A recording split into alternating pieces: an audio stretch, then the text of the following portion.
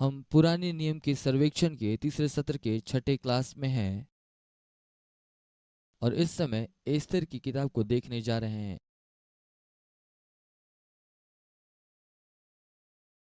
इसके बारे में कुछ एक बातें, ये एस्तर की किताब जो है सभी किताबों से भिन्न है जो अब तक हमने पढ़ा। पहली बात, इस किताब में कहीं पर भी परमेश्वर के नाम का जिक्र नहीं किया गया है, जो कि काफी रोचक बात है। और दूसरी बात जिसमें हम देखते हैं, यहूदी व्यवस्था या उसके धर्म का कोई रेफरेंस नहीं मिलता है, और इसलिए ये सभी मायने में एक अद्भुत किताब है। निश्चित तौर से जब हम इसमें से होकर के गुजरेंगे, हम बहुत सारे सबूतों को पाएंगे कि परमेश्वर ने कार्य किया और वो लोगों की सुधि ली और अपने लोगों की चिंता की। और मूल रूप से यह बताता है कि किस रीति से परमेश्वर अपने लोगों को छुड़ाया भय और विनाश से। और फिर से एक बार हम देखने जा रहे हैं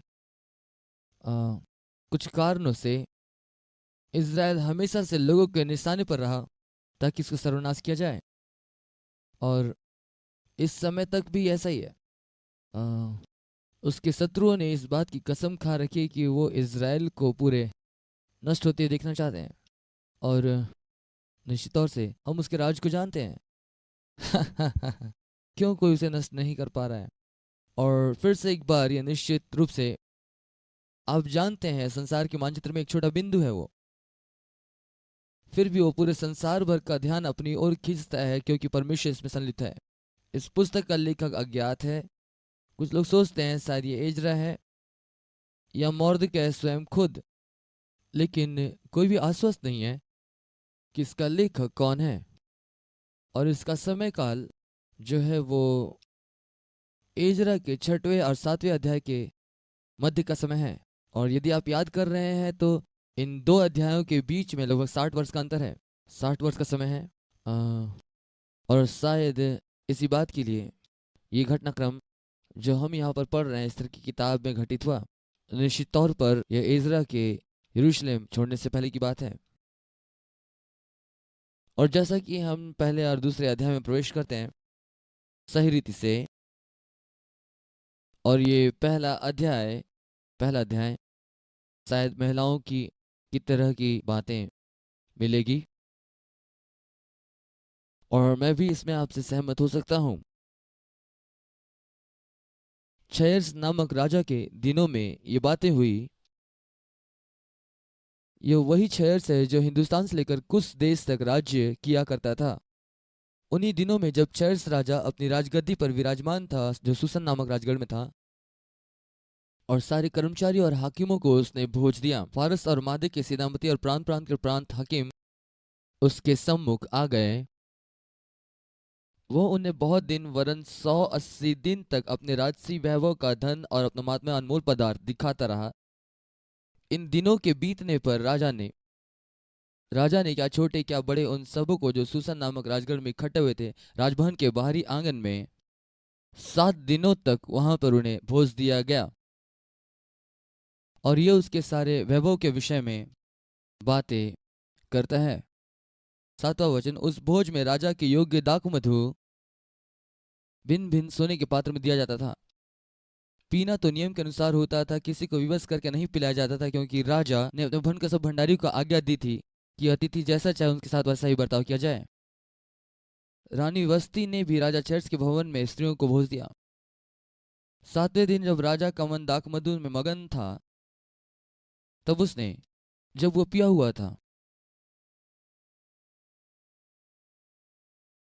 उसने आज्ञा दी 7 खोजों को जो राजा चेयर्स के सम्मुख में सेवा टहल किया करते, आज्ञा दी कि रानी वस्ती को राजमुकुट धारण किए हुए उनके पास लिए आए, से कि देश देश के लोग और हाकिमों पर उसकी सुंदरता प्रकट हो जाए, क्योंकि वह देखने में सुंदर थी। राजा की आज्ञा पाकर रानी वस्ती जाने से इनकार कर देती है। उसे शर्म आना चाहिए। महिलाएं, क्या आप जानते हैं आपके पति आपके घर के मुखिया है वो। हमें क्या कहना चाहिए? पत्नियां अधीन हो जाएं अपने अपने पतियों के। और जब कभी मैं ऐसा कहता हूँ तो मेरी पत्नी अन्य 30 वचनों के साथ मेरे पास आ जाती है, जिसका मैं प्रति उत्तर देता हूँ कि हम पुरुष तुम महिलाओं के बगैर क्या हैं, अभी भी बगीचे में हैं।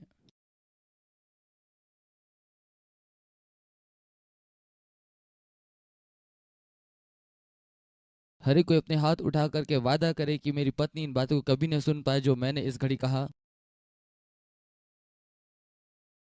मैं हमेशा कहता हूँ, अन्यथा मैं एक बहुत बड़ी समस्या में पड़ जाऊंगा। और मैंने कह दिया, मेरी पत्नी यह जानने ना पाए, टेप से भी इसे मिटा दें, दया कीजिए। मैं भोजन नहीं खरीद रहा, मैं सजा भुगत लूंगा। ठीक है। वो आने से मना कर देती है और राजा इससे बहुत क्रोधित होता है। तब राजा ने समय समय के भेद बताने वाले पंडितों से पूछा। 15 वचन तो नीति के अनुसार उसके साथ क्या करना चाहिए, क्योंकि उसने राजा की आज्ञा का उल्लंघन किया है। और ये अन्य लोग, ध्यान दीजिएगा, वहां कोई महिला उपस्थित नहीं थी इस निर्णय में। तब ममुकान ने राजा और हाकिमों की उपस्थिति में उत्तर दिया कि रानी वस्ती ने सिर्फ राजा के लिए अनुचित नहीं, लेकिन हमारे लिए भी अनुचित कार्य किया, और सारे लोगों से, क्योंकि वो बाहर आकर प्रस्तुतिकरण नहीं दी अपने पियकर पति के लिए, और ना नसेमिदुत उसके मित्रों के लिए। अब क्योंकि रानी की इस काम की चर्चा सब स्त्रियों में होगी, और जब कहा जाएगा, अब यहां पर महिला सशक्तिकरण आंदोलन का आरंभ यहाँ हुआ।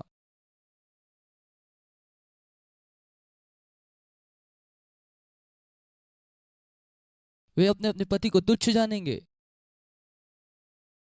आज के दिन फारसी और मादी हाकिमों की स्त्रियां जिन्होंने रानी की यह बात सुनी है, वे भी राजा के सब हाकिमों से ऐसा ही कहने लगेंगे। इस प्रकार बहुत सी घृणा का क्रोध उत्पन्न होगा।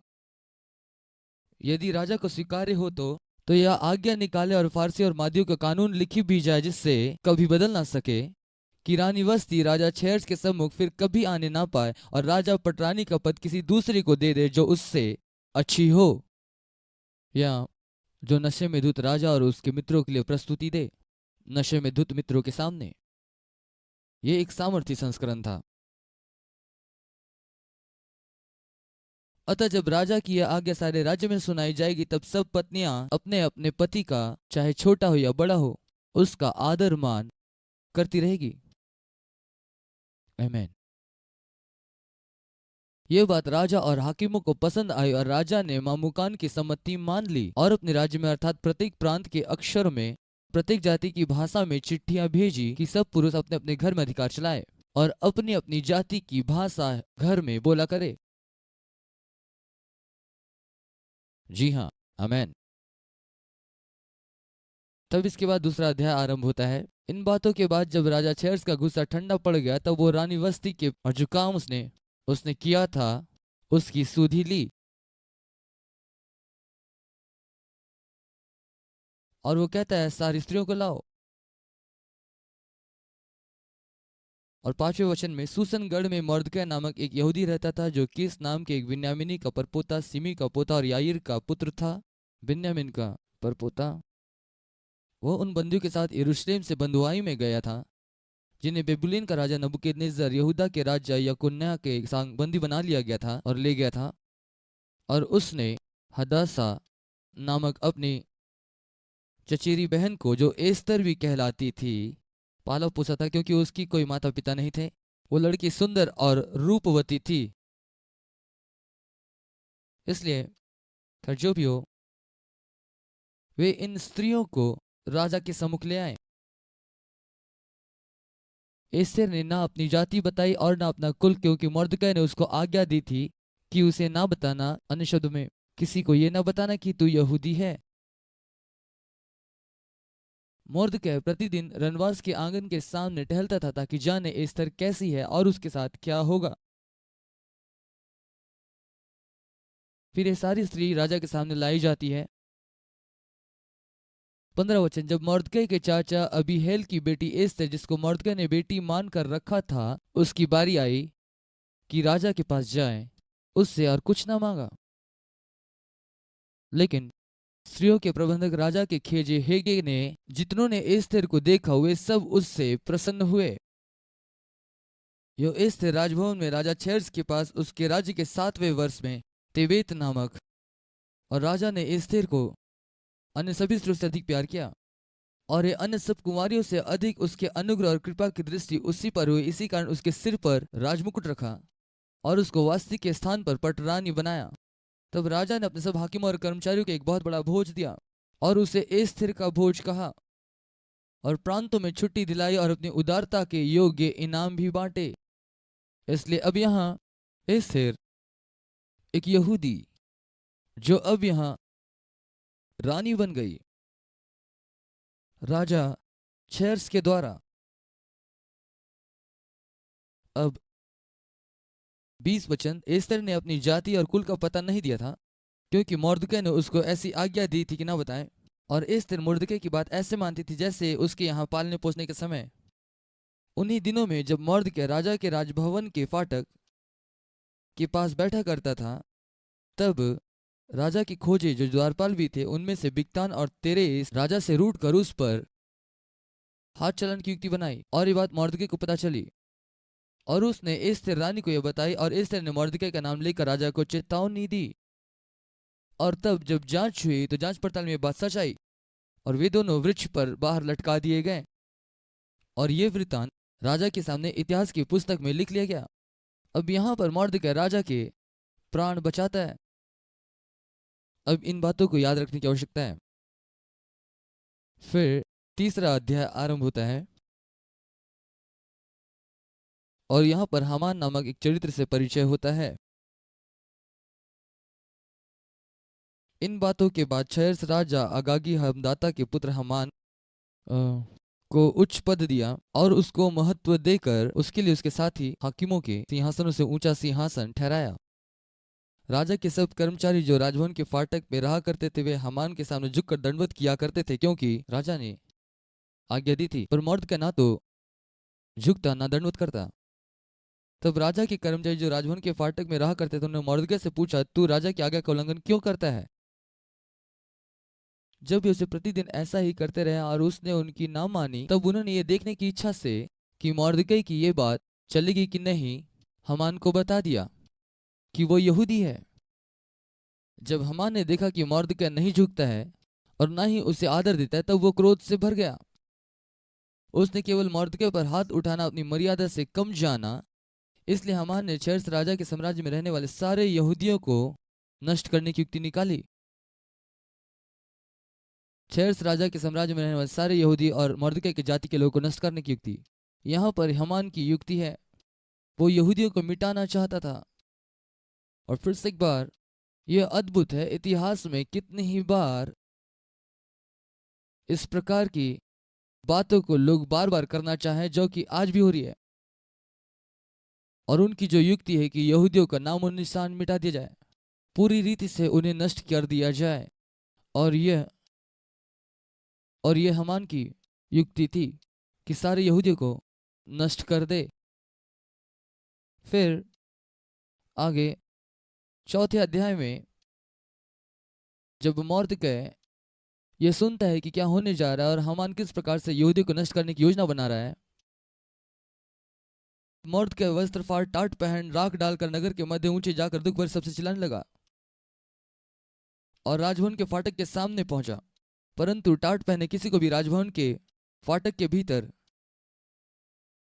जाने की आज्ञा ना थी। एक एक प्रांत में जहां जहां राजा की आज्ञा और नियम पहुंचा वहां वहां यहूदी बड़ा विलाप करने लगे और उपवास करने लगे, रोने पीटने लगे, वरन बहुतेरे टाट पहने राख डाले हुए पड़े रहे। एस्थेर रानी की सहेलियों और खोजों ने जाकर उसको बता दिया। तब रानी शोक से भर गई और मोर्दकै के पास वस्त्र भेजकर यह कहलाए कि टाट उतार कर इसे पहन ले, परंतु उसने उन्हें नहीं लिया।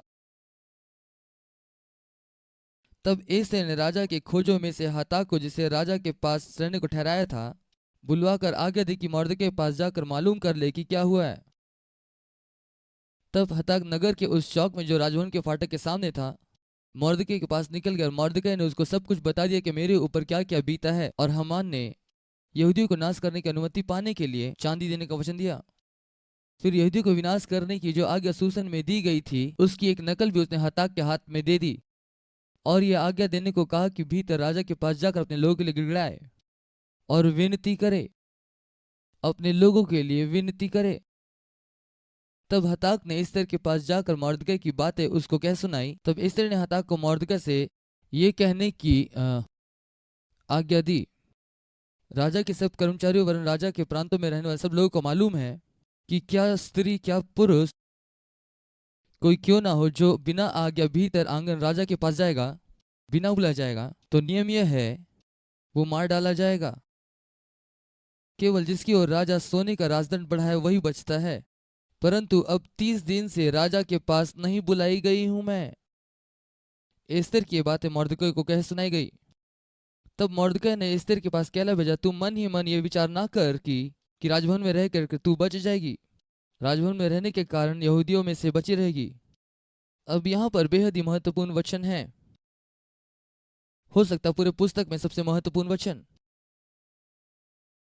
इसे देखें, क्योंकि जो तू इस समय चुपचाप रहे तो किसी ना किसी उपाय से यहूदियों का छुटकारा और उद्धार हो जाएगा, परंतु तो अपने पिता के घराने समेत नष्ट होगी। क्या जाने तुझे ऐसे ही कठिन समय के लिए राजपद मिल गया हो, ऐसे समय के लिए राजपद मिला हो। इस वचन से हम क्या सीख सकते हैं? और हम पूरे वचन में कई बार इस बात को देख सकते हैं, जहां हम जी रहे हैं वहां इसे नीचे लाने के लिए परमेश्वर लोगों से कह रहे हैं कि वे कुछ बातों को करें।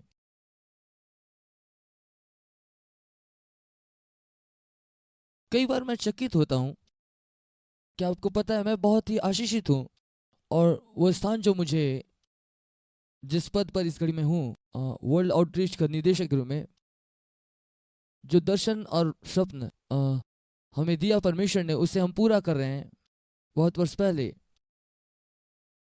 और वो ये था कि हम राष्ट्रों में जाएं, और निश्चित तौर पर मैं यही कर रहा हूं। लेकिन कई बार हैरानी होती है, यदि मैं वो पहला व्यक्ति होता जिसे ये कहा गया, क्योंकि ये वचन हमें वो सच्चाई बता रही है जो हम यहाँ पर में है, वो ये कि परमेश्वर हर एक को व्यक्तिगत तौर से कुछ करने को कहता है, और ये आपका चुनाव है। वो दबाव नहीं देता ये करने के लिए, परंतु वचन ये भी कहता है यदि तुम नहीं करोगे मैं किसी और को खड़ा करूंगा जो करेगा। जो हमें यह बात बताती कि परमेश्वर अपनी मर्जी को इस पृथ्वी पर पूरा करेगा, लेकिन हमारे लिए कि हम उसकी परिपूर्णता का आनंद उठाएं, और उन सारी बातों को जो परमेश्वर ने हमारे लिए उपलब्ध कराया है, और इस जीवन का आप में और मुझ में यह चाहत होनी चाहिए कि उस स्थान में हो जहां पर उसकी मर्जी को हम पूरा करें। और जैसा कि यहाँ एस्तेर को कहा गया, कौन जानता है कि तुम ऐसे कठिन समय के लिए ही इस राजभवन में बुलाई गई हो। कई बार हम अपने जीवन में असफल होते हैं उस वास्तविकता पर मनन करने के लिए। इस कमरे में हम जितने लोग, हमारे पास ये चुनाव नहीं था कि हम कहाँ जन्म लें। आप इस बात का निर्णय नहीं करते कि कब आप इस दुनिया में आएंगे। इसलिए आप जानते हैं, हम 200 साल पहले जन्म नहीं लिए, हम अभी के लिए जन्मे हैं। और मैं आपका धन्यवाद करता हूं क्योंकि आप इसे बेहतर से समझ गए हैं कि परमेश्वर का आत्मा हमसे क्या कह रहा है, और वो हमें से प्रत्येक से बातें कर रहा है। हम उसके राज्य में बुलाए गए हैं इस निश्चित समय के लिए। ये हमारा दिन है। और जैसा कि पहले हमने कहा, आप जानते हैं, मूसा का अपना समय था, अब्राहम का अपना समय था, यहोशू का अपना समय था, और ठीक उसी क्रम में एलिया और एलिशा, उनका अपना समय था, नहम्याह का अपना समय था, इज़रा का अपना समय था। और हम वचन में आगे बढ़ते हुए इस बात को देख सकते हैं, दाऊद का अपना समय था, साउल का अपना समय था, यिर्मयाह और यशायाह। तब जब हम नए नियम में जाते हैं, पतरस, यूहन्ना, इनका अपना समय था, प्रेरित पौलुस, इनका अपना समय था। लेकिन अभी हमारा दिन है। हम लोग इस बात पर निर्भर है कि परमेश्वर कितना देर करेगा। आप और मैं इतिहास लिख रहे हैं इसी समय, और हर कुछ जो हम कर रहे हैं वो परमेश्वर के आज्ञाकारी होकर जो वो कहता है उस बात को करें। और ये बेहद महत्वपूर्ण है कि हम जाने कि वो हमसे कह रहा है इतिहास के इस काल में, ताकि हम कुछ निश्चित निर्णय ले लें, कुछ निश्चित दिशा की ओर आगे बढ़ें उसके निर्देशानुसार। और जैसा कि हम वचन में देखते हैं वो हमें याद दिलाता है कि वो हमें बुला रहा है। लेकिन यदि हम प्रत्युत्तर ना दें तब किसी और के द्वारा अपनी मर्जी पूरा कराएगा। यहाँ पर जल्द से आप अपना व्यक्तिगत नोट बना ले। मैं उम्मीद करता हूँ मैं अपने व्यक्तिगत कहानी से आपको बोर नहीं कर रहा हूँ, क्योंकि मेरे पास इसके अलावा कुछ नहीं है। पिछले कुछ 80 के दशक में यह यह उस समय की बात है जब पिछले समय में परमेश्वर मुझसे मेरी गलतियों के विषय में, जो इस कलीसिया के निर्माण के समय मैंने किया, बर्ताव कर रहा था। और उसने मुझसे कहा एक नई कलीसिया की स्थापना नए नियम के सिद्धांतों के अनुसार करे। और मैंने एक कलीसिया शुरू की और वो आत्मा से परिपूर्ण बैप्टिस्ट चर्च था। और मैंने उन समस्याओं को जिसका मैंने सामना किया आपके समक्ष में रखा। और ठीक उसी समय अंतराल में मुझे एक अलौकिक सपन मिला। मुझे नहीं पता, ये सपना मुझे केवल एक ही सपना मिला जो कि बहुत ही विशिष्ट था मेरे लिए, जो मेरी याद में रह गया। और ये उस समय मुझे प्राप्त हुआ जब मैं अपने आप से सवाल कर रहा था और ये लोग कलीसिया छोड़ करके जा रहे थे। लोग जा रहे थे। जब लोग छोड़ करके जाते थे ये उत्साहजनक नहीं होता। और हमारे पास एक अच्छी कलीसिया थी जब तक बदलाव नहीं हुआ था। हमारे पास लगभग लगभग 200 से ज़्यादा लोग वहाँ पर थे, लेकिन अब 25 ही बचे। और मैं एक ऐसी स्थिति में था जहाँ पर मैं अनुमान कर रहा था क्या मैं सही निर्णय ले रहा हूँ कि नहीं, क्या मुझे अधिकार है अपना निर्णय लेने के लिए। और मेरे मन में इस प्रकार के सवाल आ रहे थे। उस समय मुझे अलौकिक स्वप्न मिला। और मैं सारी नगण्य बातों को कह करके आपको बोर नहीं करूंगा, लेकिन ये बहुत ही बड़ा था। मैं वास्तव में अनुभव कर रहा था। और यह है मैं और मैं ऐसा देख रहा हूँ मानो मैंने अपने कैमरे को बाहर निकाल रखा है हवाई जहाज से, और मुझे वहां पर यह दृश्य देखने को मिल रहा है। काफी ऊंचा पर्वत है और एक निशान है जो पर्वत के ऊपर बढ़ रहा है और उसके चारों ओर से वो घिराया हुआ है। उस पर्वत के चारों ओर है और बहुत सकरा है और ये बेहद पतला है। और मेरा बहुत ही कम पसंदीदा चीज़ है। और वो अनुभव यह है कि काफ़ी ऊंचा स्थान लेकिन बहुत छोटे गार्ड रेल्स। ऐसी बातों की मैं कभी कल्पना नहीं करता हूँ। कंधे तक इतना ऊंचा गार्ड रेल वो लोग क्यों नहीं लगा कर रखते। ऊंचाई मुझे बहुत पसंद नहीं है और इसलिए मैं नहीं कहना चाहूँगा सभी ऊंचाई, लेकिन कुछ ऊंचाइयाँ जैसे बिल्डिंग की ऊंचाइयाँ और पर्वतों की ऊंचाइयाँ, ग्रैंड कैनियंस, ऐसे स्थान जहाँ बस आप देखेंगे और चीज़ें जाती रहेंगी। और इस सपने में मैं अनुभव कर रहा हूँ कि पर्वत श्रृंखला बहुत ऊंची है और उसके रेल्स बहुत छोटे हैं। इसका ये मतलब नहीं कि वहाँ पर कोई ग्रिल लगे हुए, वो सीधा नीचे खाई है वहाँ। और मैं इस पहाड़ पर अपने पीठ के सहारे से चढ़ता जा रहा हूँ, एकदम किनारे पर से चलता हुआ, और एक गैप के पास पहुंचा जहाँ ग्रिल नहीं था। और वहां से बहुत नीचा था और वहां पर एक चट्टान झुका हुआ सा था। और मेरे दिमाग में एक बात चल रही थी, यदि मैं अपने हाथ से उस चट्टान को थाम लूं और अपने आप को वहां संतुलित कर दूं तो उस गैप से होकर के मैं पार हो सकता हूं। परंतु वहां नीचे गहरी खाई है और उस ऊंचे स्थान पर होकर के बहुत अजीब अनुभव कर रहा था मैं। और मैं ये कहना आरंभ किया कि मैं आगे और नहीं जाना चाहता हूं। और फिर परमेश्वर ने मुझे देखने को कहा और मेरे पीछे एक बहुत बड़ी कतार है लोगों की, और सभी लोग उसी सकरे रास्ते से आ रहे हैं। धीरे से उस ओर आगे सभी लोग बढ़ रहे हैं। और परमेश्वर ने कहा यदि तुम नीचे जाओगे इन सबों को भी पहले नीचे ही जाना होगा। और अभी मैं हैरानी में था कि ये क्या सब हो रहा है। परमेश्वर ने कहा मैं प्रयास कर रहा हूँ कि तुमसे बातें करना चाहता हूँ, तुम्हें पासवान के रूप में मैं बुलाना चाहता हूँ एक मसीह की देह में, लेकिन ये तुम्हारा निर्णय है। यदि तुम नहीं करोगे तो भी मैं तुमसे प्यार करूंगा और तुम्हें आशीष दूंगा। लेकिन वहां बहुत से लोग हैं जो कि उस जीवन की परिपूर्णता का आनंद नहीं उठा पाएंगे यदि तुम ना जाओ। जो मैं आपको बता रहा हूं वही अनुभव यहां पर भी है। परमेश्वर ने जबरन मुझे पास्टर की भूमिका लेने को मजबूर नहीं किया। और मूल रूप से कहूं तो यदि आप नहीं होंगे तो दूसरा को रखेगा जो चाहता है। लेकिन यहाँ क्या होगा, बहुत सारे लोग पीछे हैं जिनके लिए देरी हो जाएगी उनके जीवन में यदि आप चुनाव ना करें तो। और अगले ही क्षण मैंने कहा, प्रभु मैं ग्रहण करता हूं, और इस बात में कदम आगे बढ़ा और सभी लोग शीर्ष तक चढ़ते चले गए। जब मैं उठा तो मेरे पास बहुत सारे सवाल थे। मेरा पहला सवाल, प्रभु मैं 1973 से पासवानी कर रहा हूं, तो क्यों तू अब मुझे बुला रहा है पासवान होने के लिए?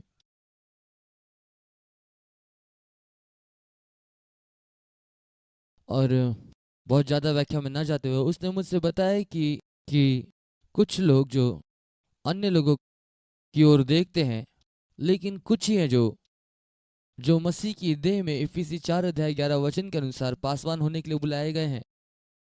और परमेश्वर ने कुछ को नियुक्त किया, प्रेरित, भविष्यवक्ता, पासवान, शिक्षक और सुसमाचार प्रचारक। और यह वो भूमिका थी जिसके लिए उसने मुझे बुलाया। और मैं सोच रहा था कि मैं स्थानीय कलीसिया में मैं इसी रीति से वहां पर कार्य कर रहा हूँ। लगभग पिछले 7 वर्षों से मैं काम कर रहा हूँ। जब मुझे ये अनुभव प्राप्त हुआ, इन सारी बातों को इसलिए कहा मैंने, ये वचन, और मैं चाहता हूँ ये आपके जीवन में घर कर जाए। परमेश्वर आप में से हर एक से बातें कर रहा है। आप में से हर एक को विशिष्ट कार्य करने के लिए कहा गया है। और ये सिर्फ आप और वही जानता है कि वो विशिष्ट काम क्या है जो आपको करना है।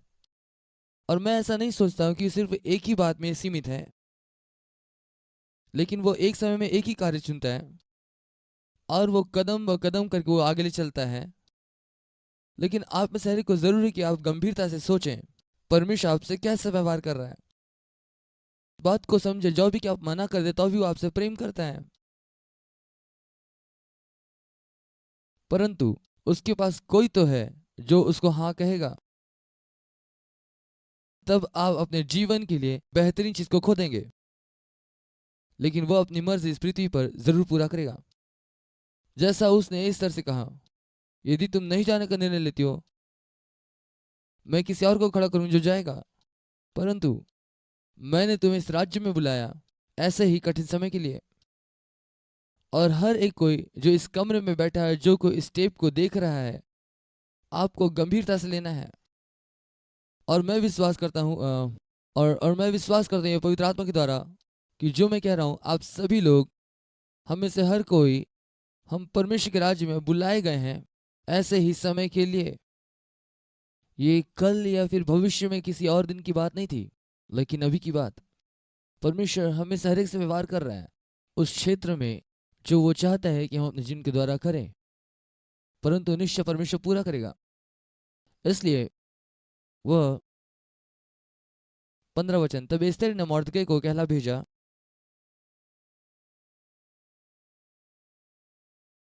और तुम सब मिलकर मेरे निमित्त उपवास करो, 3 दिन रात कुछ न खाओ। और मैं भी अपनी सहेलियों समेत वैसा ही उपवास रखूंगी। और ऐसी ही दशा में मैं नियम के विरुद्ध राजा के पास भीतर जाऊंगी, यदि मैं नष्ट हुई तो हुई। अब देखिए, नियम यह था कि जब तक राजा ना बुलाए तब तक कोई, यदि कोई बिना बताए वहां जाए, इसका मतलब उसकी मौत है। जब तक राजा अपना सोने की छड़ी उसकी ओर ना बढ़ा दे आदेश के लिए, और वो अनुभव करती कि उसका जीवन उस रेखा पर है। लेकिन उसने अपने जीवन में परमेश्वर की आवाज को सुना जो कहता है, मैंने इसी समय के लिए तुझे राजभवन में बुलाया। और तब वो अपने में सोचती है, जो भी कि मैं मर जाऊं, यदि मैं नष्ट हुई तो हुई, लेकिन मैं राजा से मुलाकात करूंगी परमेश्वर के लोगों के लिए। तब मौर्दकै चला गया और एस्तेर की आज्ञा के अनुसार ही उसने वैसा ही किया। तब इसके बाद ये होता है कि आ, एस्टर राजा के पास आती है, 5वां अध्याय और उसका दूसरा वचन। और जब राजा ने एस्तेर रानी को आंगन में खड़ी हुई देखा, तब उससे प्रसन्न होकर के सोने का राजदंड जो उसके हाथ में था उसकी ओर बढ़ाया। तब एस्तेर निकट जा करके राजदंड की नोक को छुई। इसलिए अनुमान लगा किसका अनुग्रह, सिर्फ राजा की कृपा नहीं, फिर से एक बार ये परमेश्वर का अनुग्रह है। तब राजा ने उससे पूछा, हे एस्तेर रानी, तुझे क्या चाहिए? तू क्या मांगती है? मांग और तुझे आधा राज्य तक दिया जाएगा। एस्तेर ने कहा, यदि राजा को स्वीकार हो तो आज हमान के साथ लेकर इस स्थान पर भोज में आए जो मैंने तैयार किया है। तब राजा ने आज्ञा दी, हमान को तुरंत ले आओ कि एस्तेर का निमंत्रण ग्रहण किया जाए। तब राजा और हमान एस्तेर के तैयार किए भोज में आए। भोज के समय जब दाखमधु पिया जाता तब राजा ने एस्तेर से कहा, तेरा क्या निवेदन है? वो पूरा किया जाएगा। मांग और आधा राज्य तुझे दिया जाएगा। एस्तेर ने उत्तर दिया, मेरा निवेदन और जो मैं मांगती वो यह है कि यदि राजा मुझसे प्रसन्न है और मेरा निवेदन सुना और जो मैं मांगू वही देना। राजा को स्वीकार हो तो राजा और हमान कल इस भोज में आए जिसे मैं उनके लिए करूंगी, और कल मैं राजा के वचन के अनुसार करूंगी। उस दिन हमान आनंदित और मन में प्रसन्न होकर बाहर गया। परंतु जब उसने मर्दकै को राजभवन के फाटक पे देखा कि वो उसके सामने ना तो खड़ा हुआ और ना हटा, तो क्रोध से भर गया मर्दकै के विरुद्ध में। तभी वो अपने को रोक कर अपने घर गया और अपने मित्रों और अपनी पत्नी जेरेश को बुलवा भेजा। तब हमान ने उनसे अपने धन का वैभव, अपने बाल बच्चों की बढ़ती और राजा ने उसको कैसे कैसे बढ़ाया है और अन्य हाकिमों से ऊंचा पद दिया। हमान ने यह भी कहा, एस्तेर रानी ने भी मुझे छोड़ और किसी को राजा के संग अपने किए हुए भोज में आने ना दिया, और कल के लिए भी राजा के संग उसने न्योता दिया है। तभी जब जब मुझे यह यहूदी मर्द के राजभवन के फाटक में बैठा हुआ दिखाई पड़ता है तब सब व्यर्थ लगता है। कि पत्नी जेरस और उसके सब मित्रों से कहा, 50 हाथ ऊंचा फांसी का खंभा बनाया जाए और सवेरे राजा से कहना कि उस पर मर्दके को लटका दिया जाए। तब राजा के संग आनंद से भोज में जाना। इस बात से प्रसन्न होकर हमान ने वैसा ही फांसी का खंभा बनवाया। सो यहाँ पर हम देखते वो कितना खुश है और चिल्ला रहा है, और वो चिल्लाता है क्योंकि हमान उसके सामने नहीं झुकता।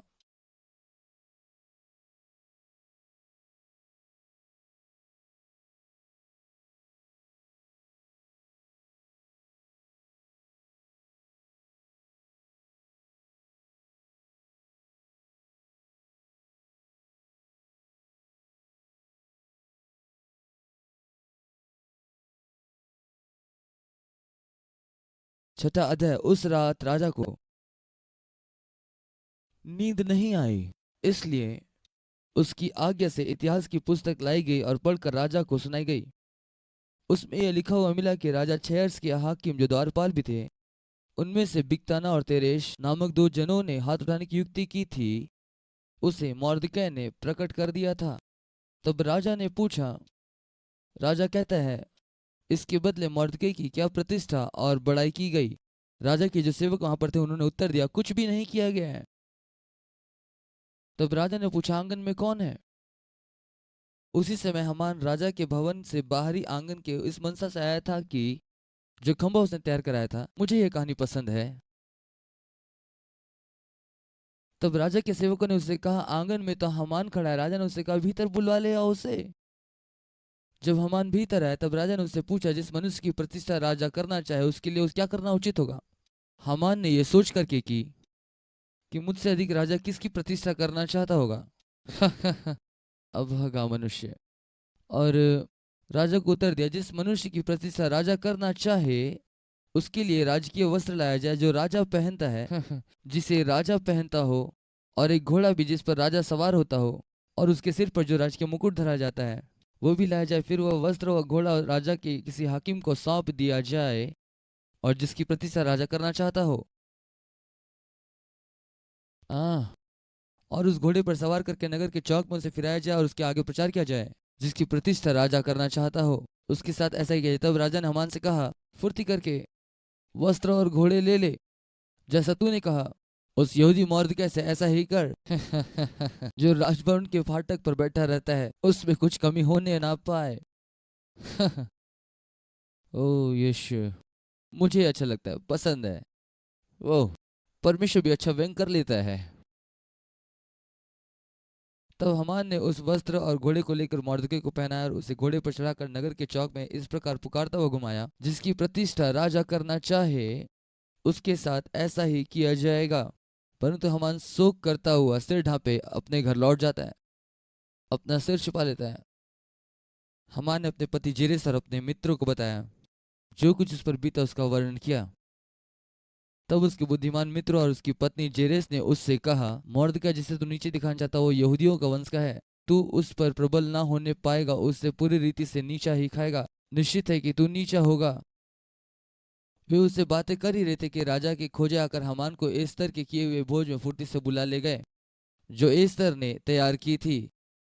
अतः राजा और हमान एस्तर रानी की भोज में आ गए। राजा ने फिर पूछा दूसरे दिन दाख मधु पीते हुए, हे एस्तर रानी, तेरा क्या निवेदन है? मांग और आधा राज्य तक तुझे दे दिया जाएगा।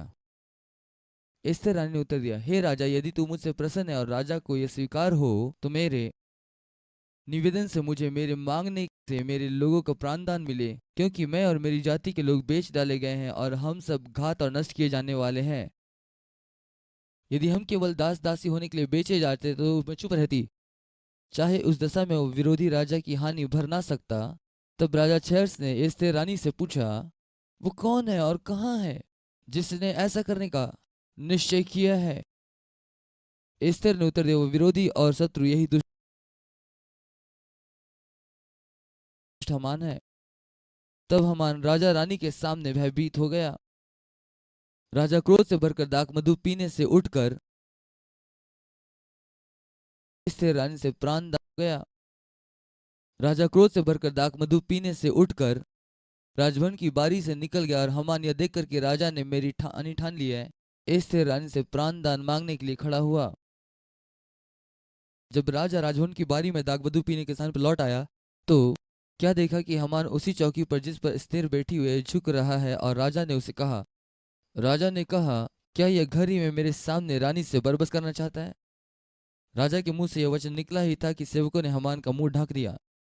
तब राजा के सामने उपस्थित रहने वाले खोजों में से एक हरबोना नामक खोजे ने कहा, हमान ने यहाँ 50 हाथ ऊंचे फांसी का खंभा खड़ा किया है, जो उसने मॉर्दकै के लिए बनवाया है।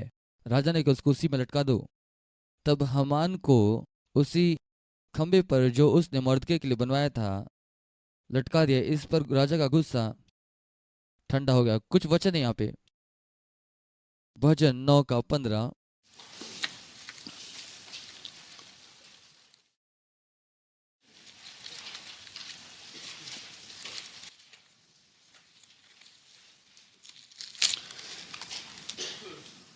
यहाँ लिखा है, अन्य जातियों ने जो गड्ढा खोदा था उसी में वे आप गिर पड़े, जो जाल उन्होंने लगाया था उसमें उन्हीं का पांव फंस गया।